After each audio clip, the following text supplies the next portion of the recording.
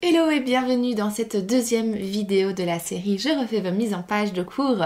Aujourd'hui, nous allons nous atteler à la vraie mise en page partagée par Lise Pénélope. Parce que dans la dernière vidéo, oui, j'ai confondu deux mises en page, je suis bien désolée.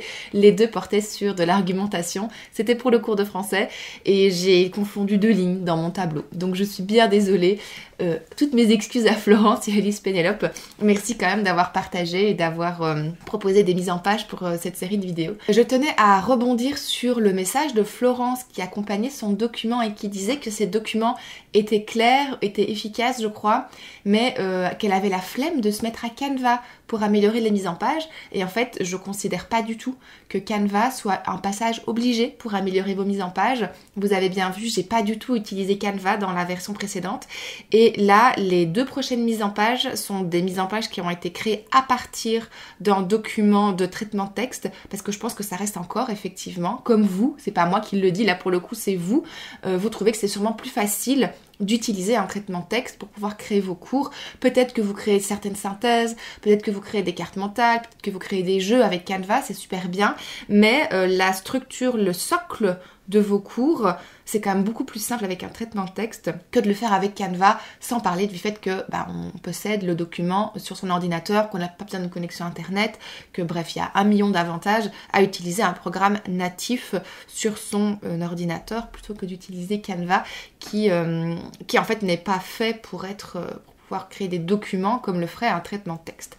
Donc, aujourd'hui, on va se pencher sur une mise en page que j'ai un petit peu regardée avant de me lancer dans cette vidéo et que j'ai bien aimée. Donc, il y a beaucoup de positifs, j'ai beaucoup de trucs à dire sur cette mise en page, mais il y a beaucoup de positifs. Je vois que Lise Pénélope a suivi la formation Mettre en page comme une prof. J'ai vérifié, hein. Effectivement, je dis pas ça juste parce que je donne des conseils incroyables. Non, je vois juste que je vois dans ces mises en page l'application de certains conseils que je donne dans la formation. Et peut-être qu'elle les appliquait déjà avant, et dans ce cas-là, c'est aussi super bien.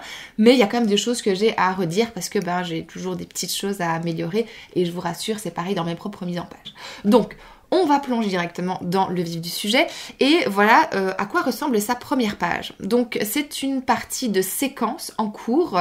Elle a extrait 3 pages de son cours pour me les envoyer. La toute première chose que j'ai à dire sur cette mise en page, c'est que la structure est super claire et ça, moi je plus sois fois 1000.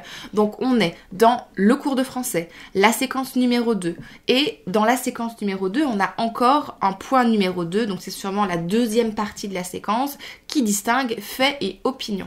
Une fois qu'on a passé le numéro 2, on se retrouve avec la première activité qui est marquée d'un petit numéro 1, la consigne. On a une image et puis on a un tableau à compléter. Ensuite, en dessous du tableau, on se retrouve avec son nom à elle, puisque du coup, elle a décidé de marquer son cours avec son nom. Donc, on sait qui est le professeur de ces feuilles, enfin, qui est à l'origine de ces feuilles. Je suppose que le logo au centre, c'est le logo de l'école. Et puis, on a un numéro de page. Si demain, l'élève se retrouve avec toutes ses feuilles mélangées dans son classeur. Admettons, un accident arrive, son sac tombe, le classeur s'ouvre, toutes les feuilles se mélangent. Je suis capable, et il, lui ou elle aussi, est capable de recréer le cours avec uniquement avec ces feuilles-là en fait. Donc ça veut dire qu'il y a toutes les infos se retrouvent sur la page, pour autant que l'élève ait vu et bien imprimé la mise en page. Dans sa tête, je veux dire, on sait où retrouver les informations importantes. En 30 secondes, le cours, il est reconstitué et c'est ça qu'on veut quand on cherche une mise en page claire. C'est que si jamais il se passe ça demain, et en fait, on arrive à retrouver ça en 30 secondes et le cours, il est rangé, plié et on n'en parle plus. C'est un petit incident qui nous aura pris 5 minutes dans notre vie. C'est pas très grave. Le problème, c'est qu'aujourd'hui, il y a encore beaucoup trop de cours qui sont trop vagues dans les intitulés, il n'y a pas de numéro de page, il manque plein d'informations, et ça, c'est un vrai problème. Mais là, pour le coup, c'est pas le cas, et je trouve que c'est vraiment super bien. Donc, d'abord, on a un grand 2, fait opinion, avec une activité. Observe l'image suivante. Ton professeur va classer vos observations dans 2 colonnes. Recopie le tableau final. Donc je suppose que là, Lise Pénélope va écrire à chaque fois les éléments où on est plutôt du côté factuel et plutôt du côté de l'opinion. Et donc après, ça va être aux élèves de retrouver le titre des colonnes. À mon avis, ça va être un petit peu ça le principe. Ensuite, sur la page suivante, qui est la page 5, on a une synthèse. Synthèse fait/opinion, avec un petit sticker qui montre que c'est la synthèse. J'ose imaginer que ce sticker est là à chaque fois qu'on a une partie synthèse dans le cours. Je vais partir de ce principe-là. Je vois pas pourquoi ce serait différent. Donc, synthèse, fait, opinion. On a un tableau ici, avec fait, la définition, un exemple, opinion, la définition, 2 exemples, et puis une petite page d'illustration, une petite image d'illustration, et puis après la page suivante, ce sont des exercices, et là à nouveau une petite icône, et à mon avis, à chaque fois qu'on voit cette icône, on se retrouve avec des exercices. Je trouve que c'est super clair. Là pour le coup, comme je le disais, si je dois reclasser, remettre dans l'ordre les pages, je n'ai aucun problème à le faire. Maintenant, pour deux, trois petites choses, je vais quand même... moi, je modifierais certains trucs. Donc, quand je zoome, il y a des choses que je viendrais modifier. C'est d'abord les polices. Les polices, c'est tout un chapitre, tout un sujet quand on crée des cours, parce que on est toujours sur la balance entre on aimerait bien mettre des polices qui sont jolies et en même temps il faut que ça soit lisible. Donc typiquement, là pour le cours de français, je trouve que cette police-là est lisible, mais quand on lit séquence 2, ça se discute, en fait je trouve que comme c'est écrit plus petit, pour le ça se discute par exemple, je trouve qu'on perd vraiment en lisibilité. Donc moi, dans mes pieds de page et dans mes en-têtes, si j'en ai, je mets très rarement des en-têtes, mais ça arrive, ce que je fais souvent, c'est que je mets des polices assez neutres, assez discrètes et pas spécialement assez marquées, mais ça peut être une police marquée, pour autant que quand on la met dans une petite taille, en fait on a quand même à la lire. Là je trouve que les E dans cette taille de police, c'est pas hyper lisible, donc je changerai ça. Ensuite, ce que je changerais aussi au niveau des polices, c'est je ne garderai pas la même police pour tout. Donc là, je vois que Lise Pénélope, je crois qu'on lui a dit « Il faut que tu t'arranges pour que tes cours soient dyslexic friendly ». Et donc, ce qu'elle a fait, c'est qu'elle a pris la police Open Dyslexic et qu'elle a appliqué à tout. Et moi, je le ferai pas. Honnêtement, je prendrais une police spéciale, toujours lisible, mais spéciale pour les titres. Et puis après, je prendrais une autre police que la Open Dyslexic pour tout le reste. Parce que honnêtement, moi qui suis pas dyslexique, je trouve que c'est très difficile de déchiffrer la police Open Dyslexic. Et donc, je me dis que si moi qui n'ai pas de problème de dyslexie, en fait, j'ai du mal à décrypter une police, je dois pas forcément être la seule à mon avis, y compris parmi les élèves qui n'ont pas de problème et d'aménagement raisonnable. Donc, je prendrais en fait une police qui serait sans empattement, comme on dit, sans sérif, pour pouvoir permettre à tout le monde de lire correctement et de lire sans avoir de problème. Le problème de la police Open Dyslexic, c'est qu'on a cru, dès qu'elle a été introduite dans les possibilités qu'on avait dans nos cours, on nous l'a recommandé. Je pense qu'il y a eu un effet de mode, effet boule de neige, peut-être un effet d'annonce aussi, en mode regardez, on a trouvé une police incroyable, ça va résoudre tous les problèmes des élèves quant à la lecture. Et en fait, le fait est que actuellement, elle a toujours pas fait ses preuves, on n'a toujours pas la certitude que cette police est plus efficace qu'une autre police qui serait elle, donc je disais, avec des lettres en bâton, sans empattement, sans sérif. Et donc dans ce cas-là, moi, clairement, je privilégie des polices qui seraient lisibles pour tout le monde, en sachant que moi, je me vois mal proposer des cours qui proposent des polices que je n'arrive pas à lire moi-même. Donc, c'est un vrai problème. Donc, ici, on se retrouve avec la consigne. Je vais juste changer ça, moi, dans la version que je vais vous proposer après. Les couleurs, je voulais y revenir. Je trouve que c'est une bonne idée. Maintenant, je pense que, même si, c'est certain, les élèves ont le cours en noir et blanc, là, pour le coup, ici, j'aurais pas choisi cette couleur-là parce que c'est la même couleur que l'encadré, en fait.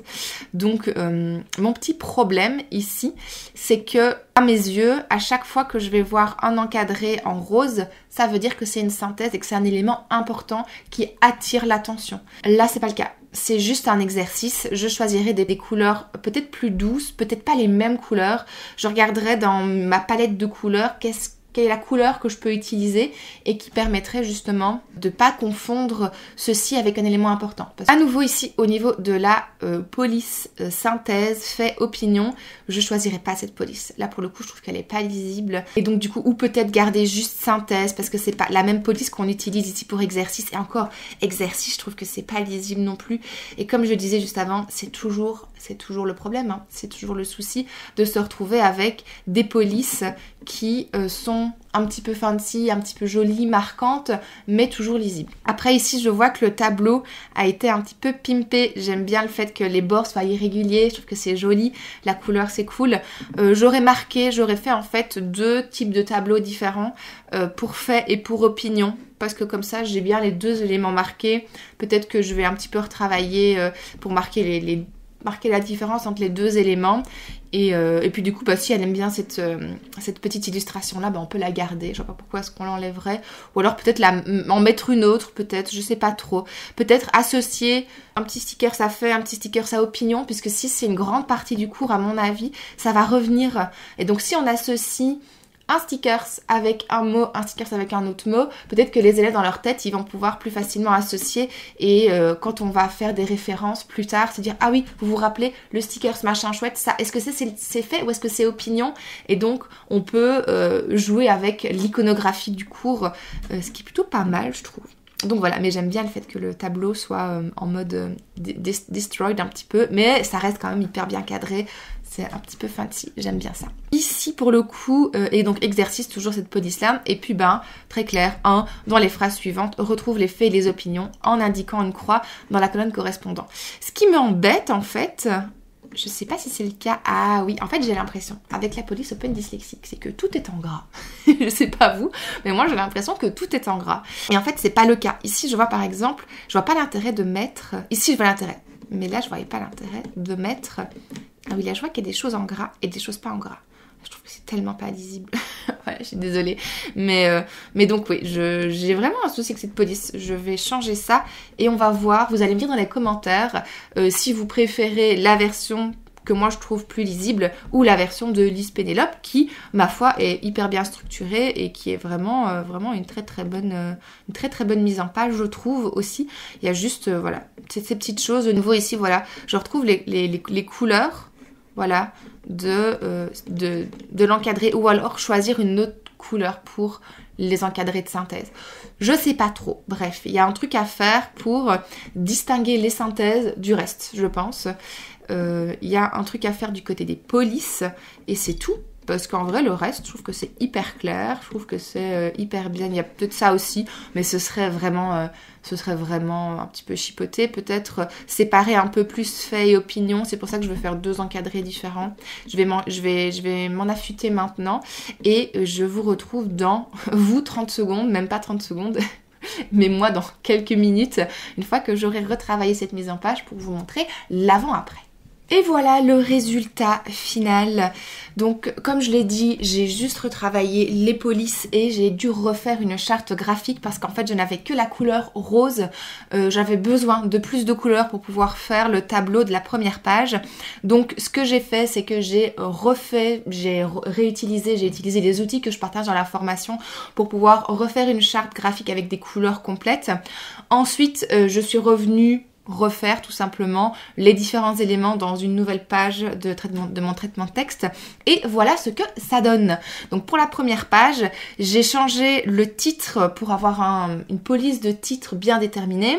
Et puis j'ai aussi changé la police qui se mettait en en-tête. Pour la consigne, j'ai choisi une police sans empattement, sans sérif et je trouve que c'est beaucoup plus lisible. Mais à nouveau, ça c'est mon opinion. Dites-moi en commentaire si vous aussi vous trouvez que c'est plus lisible comme ça ou si c'était plus lisible avec la police Open Dyslexique. Dites-moi tout ça. Et puis donc pour le tableau de l'exercice, le titre du tableau de la colonne se trouve en orange. Puis après j'ai alterné les couleurs et donc voilà, parce que du coup comme ça quand l'impression sera faite en noir et blanc, on aura quand même une colonne, un titre de colonne qui sera plus foncé, dans un gris plus foncé que les différents éléments dans les différentes lignes des colonnes du tableau. Ensuite, pour la page synthèse, j'ai fait une petite étiquette synthèse que je suis venue mettre avec le stickers. J'ai gardé la même police de titre et j'ai intitulé Fait ou opinion pour la synthèse.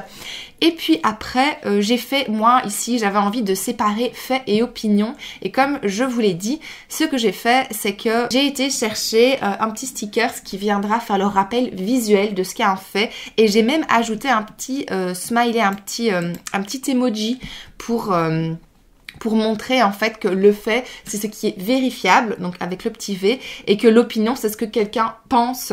Et donc j'ai mis la petite bulle de pensée et j'ai rajouté donc le petit sticker avec le fameux like et le petit cœur dans la petite bulle de conversation. Donc voilà, je trouve que c'est un peu plus clair maintenant. À nouveau, c'est une question de préférence. Voilà. Et puis pour la page d'exercice, j'ai repris en fait donc les différents codes que j'avais déjà insérés avant, à savoir le petit sticker que j'ai gardé, exercice gardé aussi dans la police de titre, la consigne à nouveau dans la police sans empattement, et puis après le tableau, j'ai gardé le même code couleur que pour le premier tableau, pour la première page, avec un en-tête en orange et puis une alternance de couleurs blanc, menthe, etc. Et j'ai refait le rappel ici des icônes que j'avais importées dans la page précédente de la synthèse. Voilà, donc en fait finalement les changements sont des changements assez mineurs, mais je trouve que c'était important peut-être de savoir différencier d'abord les exercices d'une synthèse. La synthèse doit avoir des codes bien particuliers si on veut que ce soit un élément ou une page qui attire l'œil des élèves, parce qu'on leur dit « Ah, ça c'est important, il faut que tu l'étudies ». Typiquement, avoir une petite mise en page de synthèse, c'est pas si mal, avec aussi la couleur phare de la charte graphique qui donc ici est le rose, qui vient mettre en évidence les éléments importants à connaître. C'est tout pour moi aujourd'hui, je crois que ça aura été assez rapide, beaucoup plus que pour la page précédente, je suis un peu plus échauffée. Dites-moi dans les commentaires ce que vous en pensez, je me réjouis d'avoir un peu votre opinion à ce sujet. Et d'ici la 3e vidéo de la série, je refais vos mises en page. Je vous souhaite une très belle journée, une très belle soirée et je vous dis à la prochaine!